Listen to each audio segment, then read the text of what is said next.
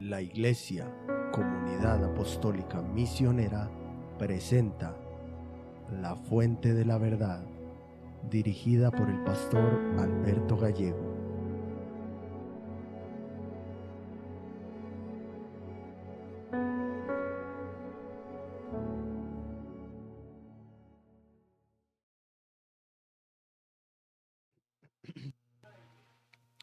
Hermanos, Dios los bendiga a todos. Nuevamente, damos gracias a Dios como siempre por permitirnos una vez más estar presentes para seguir escuchando su palabra.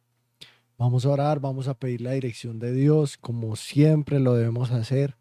Y es muy importante, hermanos, es fundamental en la vida cristiana para que a través de su palabra podamos ser ministrados y podamos crecer, como dice su palabra, en la gracia y en el conocimiento de nuestro Señor Jesucristo.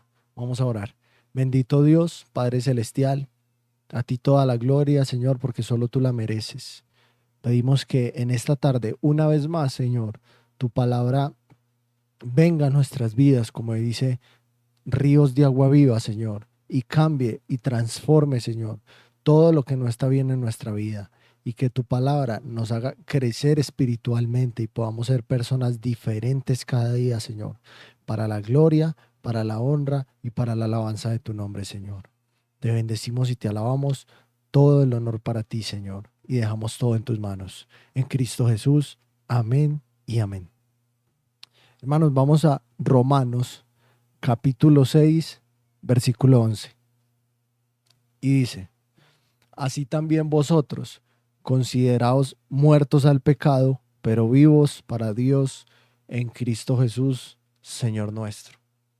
Y en esta tarde yo les quiero hablar bajo el tema muertos, pero vivos. Todos los cristianos, toda persona que se ha acercado alguna vez a leer la escritura, se ha dado cuenta o ha comprendido lo que sucedió en el huerto del Edén. Para todos es familiar lo que sucedió ahí. El pecado entra en escena por el deseo del hombre de ser como Dios, de querer obtener algo más. Cuando el enemigo le presenta el pecado al hombre, lo que le hace es una oferta. Y en esa oferta le está prometiendo al hombre que iba a ser como Dios. Y eso es una oferta, y una oferta que el diablo le presentó, que el enemigo le presentó al hombre, que hasta el día de hoy sigue pendiente de su cumplimiento. La ha estado cumpliendo, pero el enemigo sigue queriendo cumplir esa promesa que le hizo al hombre cuando le ofreció cometer pecado. Pero cuando el enemigo hace eso, en su astucia, en la astucia que lo caracteriza, omite que eso que el hombre va a hacer, ese acto que el hombre va a ejecutar, debe saldarse de alguna manera, de alguna forma. Y ese costo implicaría o implicó, porque se dio, un desligamiento total de Dios, o lo que podríamos llamar independencia. Esa independencia o ese desligamiento de Dios tiene un costo, un valor que representaba, yo diría, lo más apreciable o incalculable que el hombre tenía en ese momento y que el hombre tuvo, porque por encima de todo lo que el hombre le rodeaba, todas las maravillas que Dios había hecho, era un valor incalculable que el hombre tenía, y era algo que Dios le había concedido. Génesis capítulo 2, versículo 7 dice: y sopló en su nariz el aliento de vida, y fue el hombre un ser viviente. El aliento de vida, un espíritu vivo. El hombre marcaba la diferencia en toda la creación, y ese era el tesoro más grande que tenía. Ese espíritu vivo representaba interacción directa con el mismo Dios. Era el hombre y Dios todo el tiempo. Pero la desobediencia, como les digo, tenía un costo. que había que pagar. Y Dios ya lo había advertido, y era que su espíritu, el espíritu que moraba en él, que Dios le había dado vida, iba a morir. Era un espíritu que ya no iba a poder comunicarse ni tener comunión con Dios como la tenía desde el principio.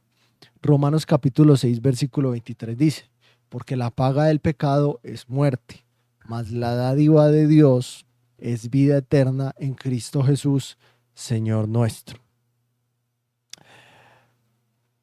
Cuando uno se da cuenta de esto, cuando uno analiza esta situación, cuando uno transcurre por todo eso sucedido, uno se da cuenta que el hombre espiritualmente se encuentra muerto después del pecado, después de que el pecado entra en escena. Su espíritu muere.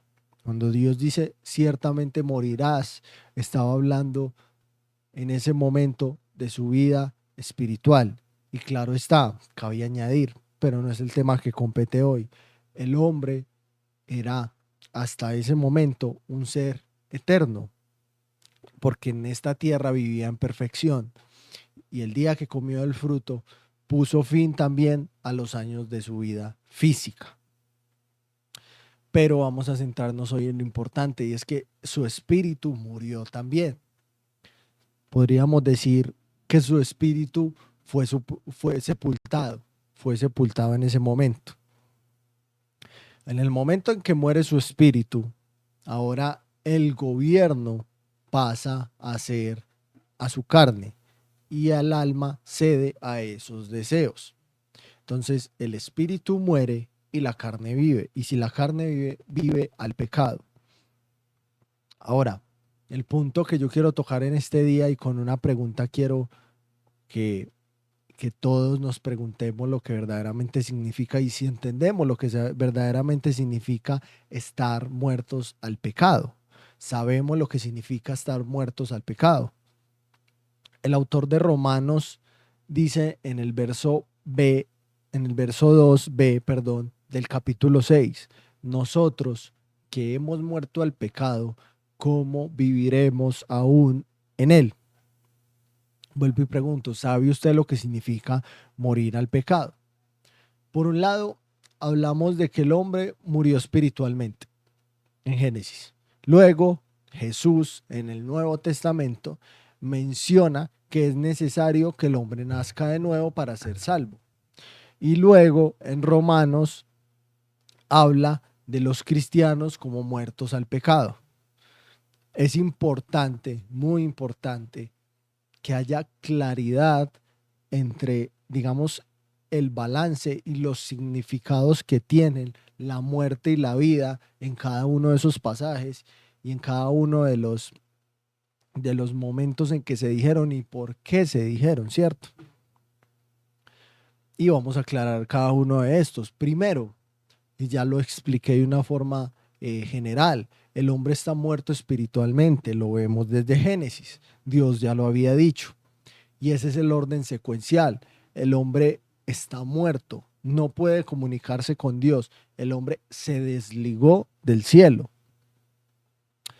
Éxodo capítulo 20, versículo 9 dice: entonces dijeron a Moisés: habla tú con nosotros y escucharemos, pero que no hable Dios con nosotros, no sea que muramos.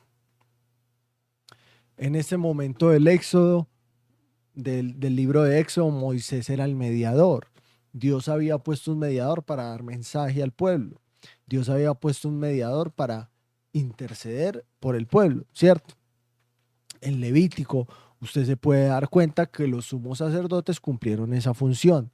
Había una serie de ordenanzas sobre cómo era la intersección de los sumos sacerdotes todo el tiempo, que eran esa comunicación entre el pueblo y Dios. Y el sumo sacerdote cumplía esa función y no existía otra manera. Y es la situación hoy de muchas personas. Digo, referente a cómo vivía el pueblo anteriormente. El mundo, como nosotros lo vemos, como nosotros lo podemos apreciar, está vivo al pecado y está muerto espiritualmente. Mejor dicho, el mundo está exactamente igual como cuando después de que Adán y Eva pecaron.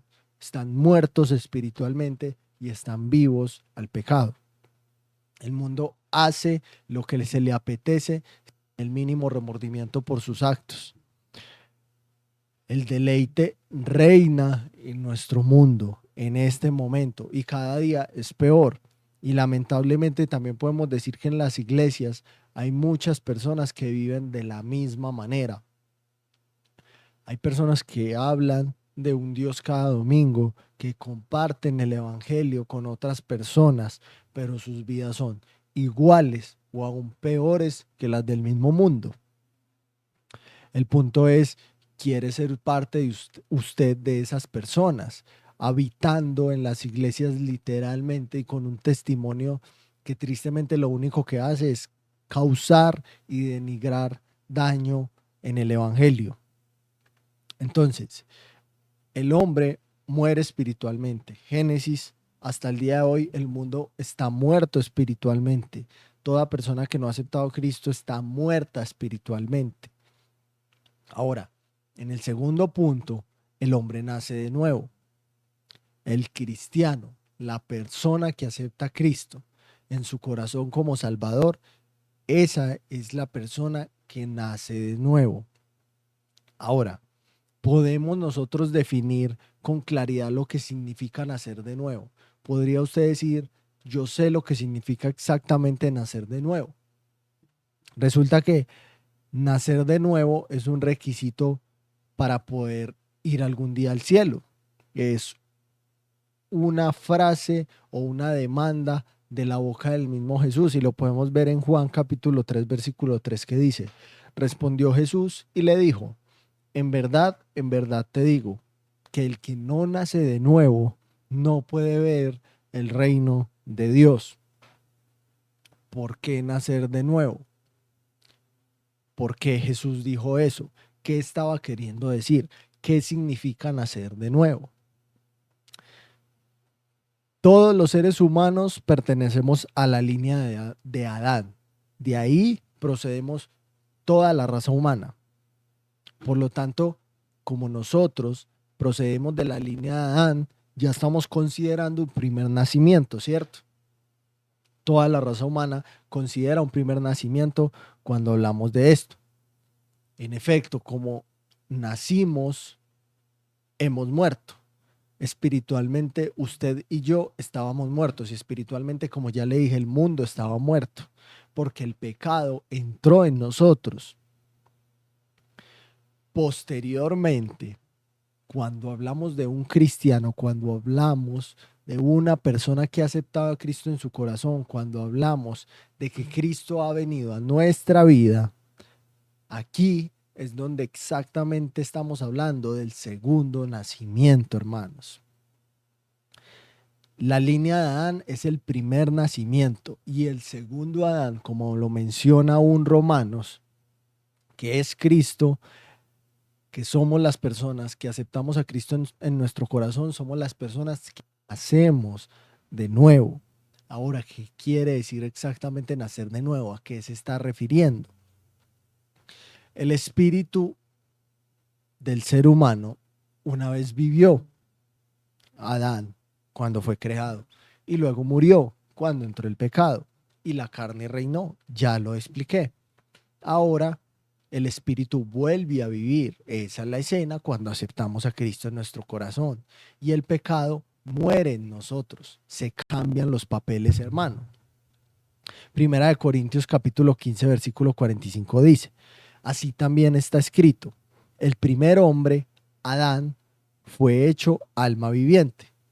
El último Adán, espíritu que da vida. Somos parte de la primera línea solo por el hecho de nacer, pero somos parte de la segunda línea porque nuestro espíritu vuelve a vivir. ¿Y quién es el que da vida a nuestro espíritu? Cristo. Por eso dice Primera de Corintios capítulo 15 versículo 45, el último Adán, espíritu que da vida. El espíritu de nosotros estaba muerto, y en el preciso momento en que aceptamos a Cristo en nuestro corazón, el espíritu vuelve a la vida. Por eso decimos que nacemos de nuevo. Ahora, quiero volver al verso 2 B del capítulo 6 de Romanos, nosotros que hemos muerto al pecado, ¿cómo viviremos aún en él? Todo cristiano genuino ha muerto al pecado. Cuando una persona viene a Cristo, su espíritu recobra vida, o sea, nace de nuevo, mientras que el gobierno de la carne queda desestimado. Imagine usted la primera escena de la que hablamos ahora, en la cual el espíritu del hombre se comunicaba directamente con Dios.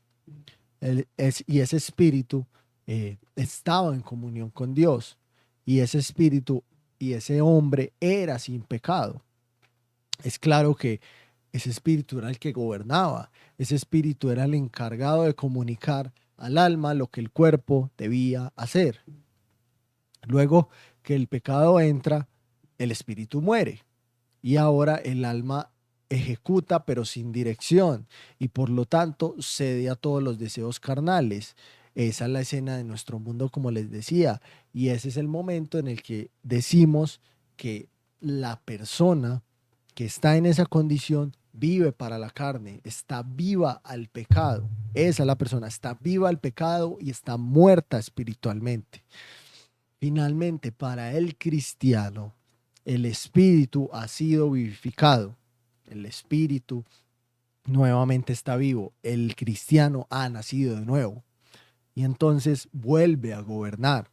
Esta vez la comunicación se da con el Espíritu Santo. El espíritu del hombre se comunica con el Espíritu Santo. ¿A través de qué? A través de las escrituras, que ya las tenemos. Y volvemos a la secuencia. El Espíritu Santo indica al espíritu lo que debía hacer y el espíritu le dice al alma para que el alma le indique al cuerpo. Por lo tanto, el pecado en ese momento muere en el hombre, se invierte en los papeles, como le decía, porque ya no vive para la carne, ya el alma no cede a los deseos de la carne. Ese es el sentido y esa es la razón de todo este asunto entre lo que indica Romanos, entre la muerte y la vida. Romanos capítulo 6, versículos 6 y 7 dice: sabiendo esto, que nuestro viejo hombre fue crucificado con él, para que nuestro cuerpo de pecado fuera destruido, a fin de que ya no seamos esclavos del pecado, porque el que ha muerto ha sido libertado del pecado. Y la traducción lenguaje actual menciona estos mismos dos versos de la siguiente manera: una cosa es clara, antes éramos pecadores, pero cuando Cristo murió en la cruz, nosotros morimos con Él. Así que el pecado ya no nos gobierna. Al morir, el pecado perdió su poder sobre nosotros. Vuelvo y repito, Cristo muere por nosotros y nuestro espíritu vuelve a vivir. Su muerte nos da vida una vez más. Y la frase que menciona estos versos, nosotros morimos con él, nos está indicando la pérdida del gobierno en nuestra vida para los deseos carnales. Ya no obedecemos a los deseos carnales. Hemos muerto al pecado. Por eso digo, estamos muertos al pecado, pero vivos para Dios. Y el gobierno, como lo decía ahorita, vuelve originalmente como lo fue para el Espíritu. Romanos capítulo 6, versículos 1 y 2 dice: ¿qué diremos entonces? ¿Continuaremos en pecado para que la gracia abunde? De ningún modo. Nosotros que hemos muerto al pecado, ¿cómo viviremos aún en él? Y con esto quiero ir concluyendo, hermanos. En términos generales y dando claridad a todo esto, podemos ver los siguientes puntos importantes. En el principio, el espíritu vivía, el espíritu del hombre. Ese era el que se comunicaba con Dios directamente y era el encargado de dar órdenes al alma para que ésta le indicara al cuerpo lo que debía de hacer. Segundo, el pecado entra y el espíritu del hombre muere. Por lo tanto, ya no puede comunicarse con Dios. Y en ese momento, el hombre está vivo al pecado. Entonces el alma está sin dirección y por lo tanto cede a los deseos de la carne, como ya lo habíamos dicho, a los deseos de este cuerpo carnal. Y tercer punto importante, para el cristiano, Cristo muere en la cruz y su muerte garantiza vivificar el espíritu de quien lo acepta como su Salvador. Entonces el espíritu vuelve, nacemos de nuevo. Y ahora la comunicación se da con el Espíritu Santo. Vuelvo y repito, ¿a través de qué? A través de las Escrituras. El viejo hombre, el pecado, la carne y sus deseos perdieron autoridad sobre nuestra vida. Gálatas capítulo 5, versículos 24 y 25 dice: porque los que son de Cristo han crucificado la carne con sus pasiones y sus deseos. ¿Qué está queriendo decir esto? Los que son de Cristo han muerto al pecado. Básicamente eso es lo que está diciendo. Y luego dice el versículo 25, vivimos por el Espíritu, andemos también por el Espíritu. La frase andemos por el Espíritu también significa sigamos también al Espíritu. ¿Qué nos está queriendo decir esto, hermanos? Si nosotros los cristianos, hemos muerto al pecado y ahora vivimos porque el Espíritu hoy nos da vida, porque a través de la palabra podemos vivir y podemos andar en el Espíritu, entonces nosotros debemos de seguir esas indicaciones del Espíritu. Cristo nos dio vida, pero debemos andar en el Espíritu. Debemos permitir que Dios, a través de su palabra, su Espíritu Santo, hable a nuestro espíritu para que cada día podamos vivir como a Dios le agrada. Y eso va a dar los frutos que demuestra que nosotros somos nacidos de nuevo, nacimos de nuevo. Y nacimos de nuevo porque Cristo murió por nosotros y hoy tenemos vida y vida en abundancia. Yo espero, hermanos, que este mensaje, aunque corto y pareciera que a veces es confuso en ciertos aspectos y en ciertas